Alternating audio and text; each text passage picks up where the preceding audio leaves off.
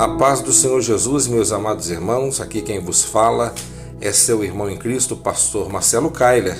Eu gostaria de deixar um versículo da palavra de Deus para o seu coração, que está em Isaías capítulo 58, versículo 6, que diz assim: Por acaso não é este o jejum que escolhi? Que soltes as cordas da maldade, que desfaças as ataduras da opressão, ponhas em liberdade os oprimidos e despedace todo jugo? Meus amados irmãos, o jejum ele é bíblico. Ele está presente tanto no Antigo como no Novo Testamento.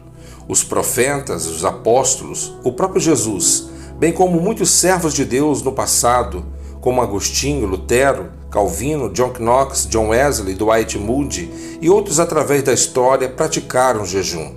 Ainda hoje, o jejum é uma prática devocional importante que não pode ser esquecida pela igreja. Ele definiu o jejum como fome de Deus e não apenas pelas bênçãos de Deus.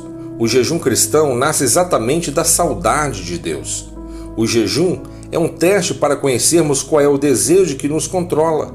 Mais do que qualquer outra disciplina, o jejum revela as coisas que nos controlam.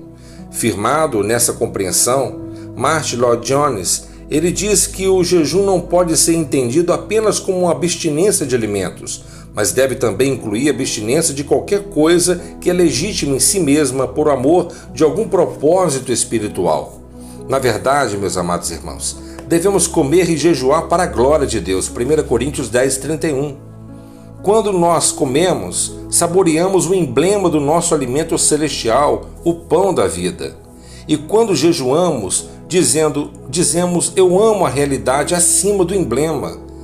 O alimento é bom, mas Deus é melhor. Mateus 4,4. Na verdade, meus amados irmãos, quanto mais profundamente andamos com Cristo, mais famintos nos tornamos dele, mais saudades temos dele, mais desejamos da plenitude de Deus em nossa vida. Vivemos numa geração cujo Deus é o estômago. Muitas pessoas deleitam-se apenas nas bênçãos de Deus e não no Deus das bênçãos. Quem jejua tem sede, quem jejua tem pressa de desfrutar da intimidade com Deus do que alimentar-se. Quem jejua tem mais fome do pão do céu do que o pão da terra. Quem jejua tem mais saudade do Pai do que das suas bênçãos. Quem jejua está acima, quem jejua está mais confiado no poder que vem do céu do que nos recursos que procedem da terra.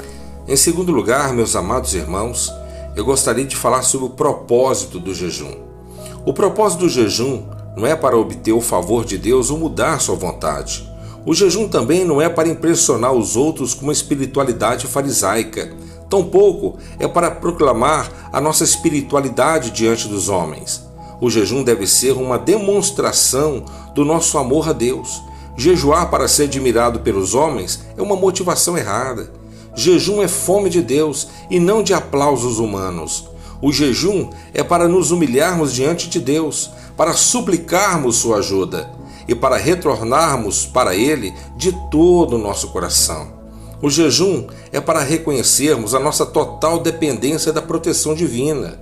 O jejum, meus amados irmãos, é um instrumento para fortalecer-nos com o poder divino em face dos ataques do inferno. O jejum foi largamente usado pelos servos de Deus do passado. Parece-nos uma prática esquecida e negligenciada pela igreja contemporânea.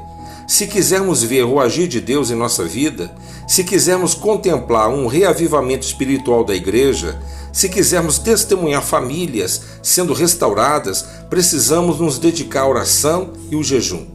Não há poder espiritual sem oração e jejum. Precisamos ter fome de Deus.